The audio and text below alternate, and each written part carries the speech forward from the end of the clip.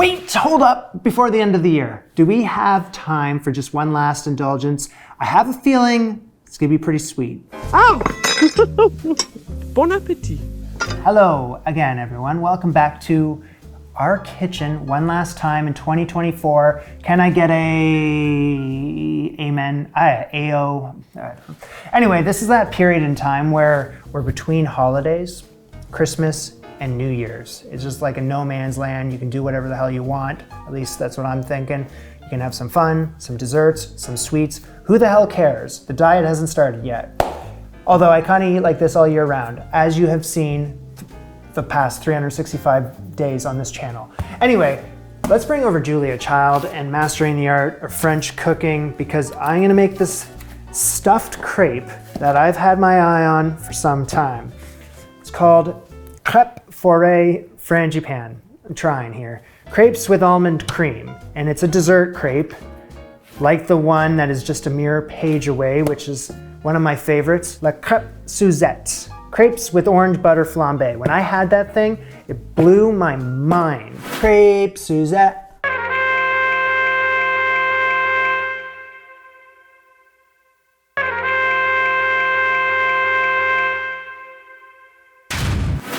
But we're not making that, we're making this. And I'm hoping for more of the magic with this one. So it is a dessert crepe. Like I said, it's stuffed. It has the frangipane thing. And you can set it aflame if you wish, or you can serve it with chocolate as suggested in the recipe. Probably do the chocolate thing. Anyway, let's get serious. Okay, so here we go. I need to start off with making our crepe batter. We're making a yeast crepe batter, which is a new thing for me, but that's because we're making up some stuffed crepes, and those are gonna become more tender and slightly thicker with this batter. So I have 3/4 cup of milk. I need 1/4 cup into this thingamajig, and I need to heat this milk up until it is quote unquote blood temperature. That's what she says here, around 98 degrees. That's a boy band. 90 degrees. And there's a microwave over here. That's why I'm going over here. Now in the warm milk goes 1.5 teaspoons of yeast. I'm using the instant stuff. Just have the yeast dissolve in there. So bring over the blender. Smooth. Now the fun thing when it comes to crepe batter is that you just throw everything in here. And, well, if you don't have the blender, you can just, you know. So we got 1/2 cup of milk in here, the dissolved yeast with 1/4 cup of milk, a 3/4 cup of cold water, 3 egg yolks. With the Julia recipe, of course, she gives us the option between brandy, rum, or an orange liqueur. So how about some Cointreau? And I need 3 tablespoons worth. How many crepes am I making? 10 to 12. Okay, so in goes the orange liqueur. That was a lot, 3 tablespoons, right? That's what she said. A cup of flour leveled and scooped. 5 tablespoons of melted butter. Cover and blend at top speed for 1 minute. After around 30 seconds into your blend, you realize that you forgot a tablespoon of the sugar, just off to the side there. After that, just keep the lid on. It's gonna go in the fridge for 2 hours. It must chill. 2. Okay, so while we wait for the crepe batter, we're gonna make our frangipane, what? We're gonna make our frangipane, our almond custard filling. So I need 1 cup of milk. Bring that up to a boil. Bowl me, thank you. Crack an egg into the bowl, as well as an egg yolk. I got the granny mixer, and I have a 3/4 cup of sugar. Sugar goes in gradually until pale yellow and forms the ribbon. Looking for that ribbon stage. So I need to be able to lift that up, and then it forms the ribbon on the surface and then dissolves. Beat in 1/3 cup of all-purpose flour. Yep. Thin stream of droplets. I'm gonna add in my boiling milk.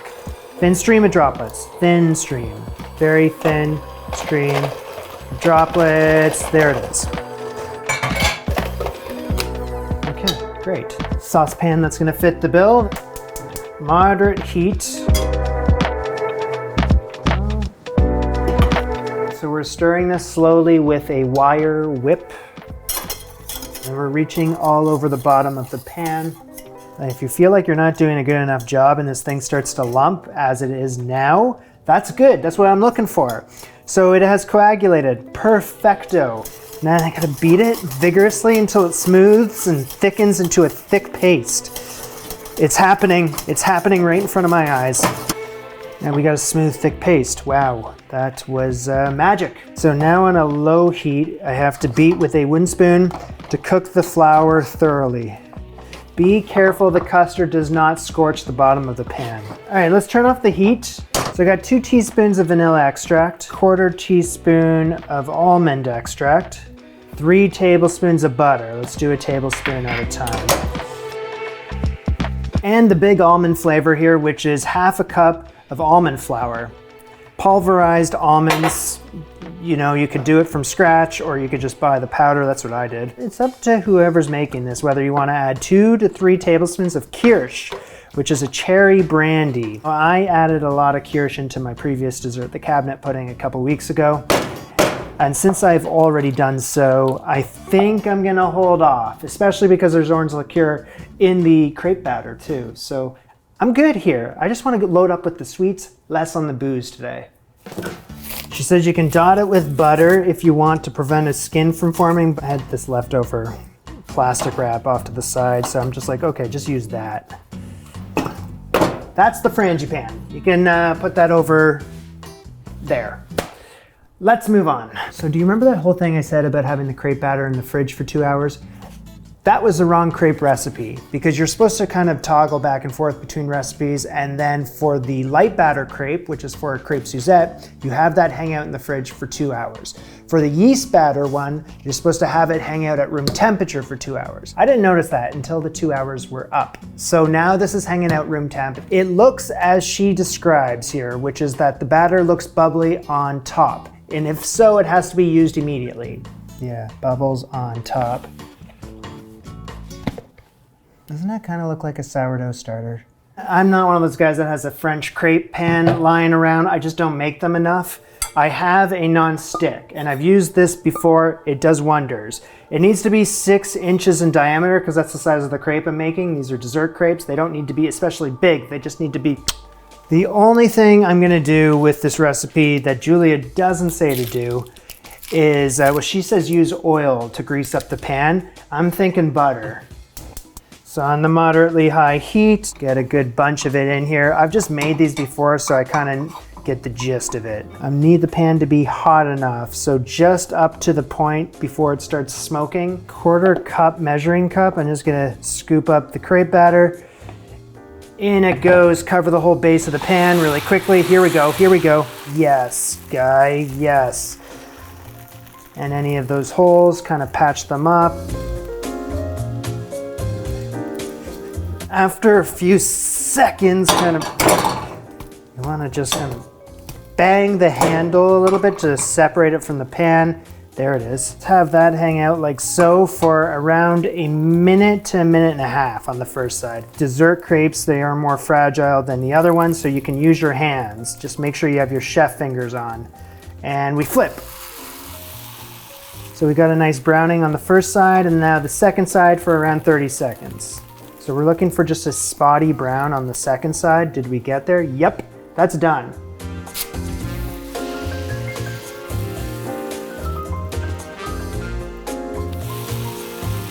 And have it cool on a rack.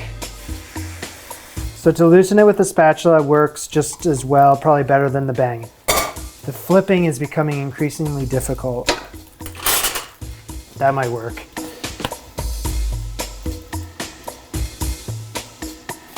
That works. Keeping them between 2 plates here and a small piece of wax paper separating each crepe. Julia said, you know, why aim for 12? I made 9. There was a couple casualties. I ate them. So spread 2 tablespoons of the Frangipane on the less good side of each crepe. Since this dessert crepe is so delicate, you kind of want to be careful spreading this Frangipane. I had it in the fridge while I was mucking about with the crepes, so it has firmed up. I'm heating it back up again, just slightly, so it becomes easier to spread. But it'll all work out. Spreading it all the way to the edge there. So fold the crepe into wedge shapes or roll them to enclose the filling. I'm gonna roll, kind of a loose roll. How about like that? That's great, all right. That's great. 2 tablespoons of the Frangipane and roll and roll. Love it. And roll, not too tight, fairly just kind of like that. Yeah. I need some sort of baking dish that is gonna fit what is required today. Is that a bug? There's a bug in that one. You don't know this. Okay, so we're going with this one. Far less bugs, and also it works. Look at, you can just squeeze those all in there. All right, so those fit like a glove, and actually, you know what? This is just like I'm making enchiladas at home. Some shredded chicken into the tortillas, you roll them up, and then you pour the red enchilada sauce on top, some cheese. That's what I do. So with 2 ounces of semi-sweet baking chocolate here, it's all kind of like pieces like this, and I have to grate it, so it's gonna take a little bit of time, but it'll be worth it. I pretty much can guarantee it. Yeah, I think so.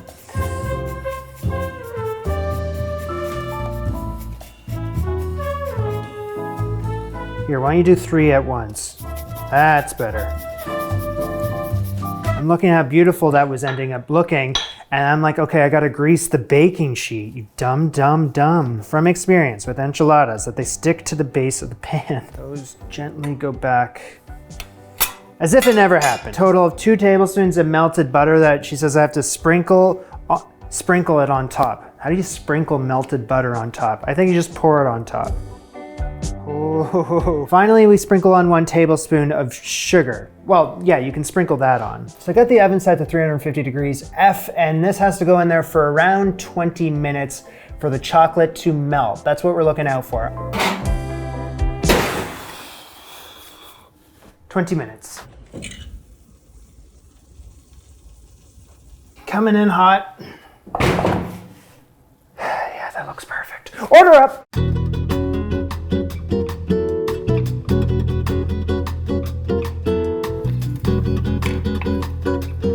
Hell yeah, going right through the center. Looking like a dessert and also looking like you know what.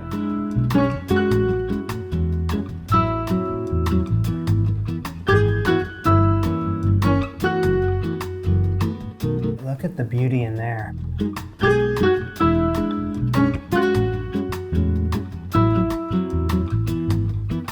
The 3 amigos.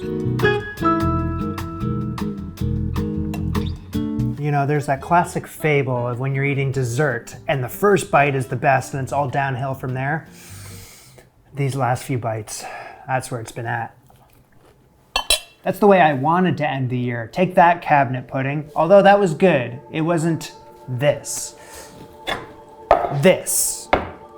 Whoever is bothered by me going straight through the middle of this thing, I'm sorry about that, but I wanted the best crepes. Found them. Now, before I loaded them up like this, I had a bunch of the crepes, the fallen soldiers, the ones that didn't make it. You never leave a man behind. And the flavor with those crepes on their own, there's something very special there. And it just had a little more going on than your regular typical crepe. You didn't need a lot to go with it because they already tasted very great, you know? So that orange liqueur really added something there, but the yeast, my God, the yeast, which makes for a more tender and slightly thicker crepe. So yeasty crepes are the way to go. To mix that with the Frangipane, the old Frangipane, I feel like I'm not saying that word properly. To go along with the filling there, with the sweet almond creamy filling, it works very well. And then of course chocolate on top. And then there was a crunch because of the tablespoon of sugar that was caramelized on the very top. And then mountains of butter and all the rest of it. Can't go wrong. That's a wrap, everyone. Anti-Chef 2024 is done. So that was fun. That was all very fun. The whole year. Except for the lady fingers. Not so much fun. I hate lady fingers. This was fun though. This one was. Anyway, I'll see you in the new one. This was Jamie and Julia. Bon appetit. Au revoir. Sharing is caring. I wasn't gonna eat all of it, not just for me. No, some of it is gonna go, you pass it around. That's what makes the world go around. Yeah, you just save it in your black plastic. I hear that's in the news these days. Takeaway containers, that will keep it fresh. You give it to some loved ones, someone you cherish, maybe the doorman if he's lucky. Also, save some for yourself. You got a couple more days left in the year. Anyway,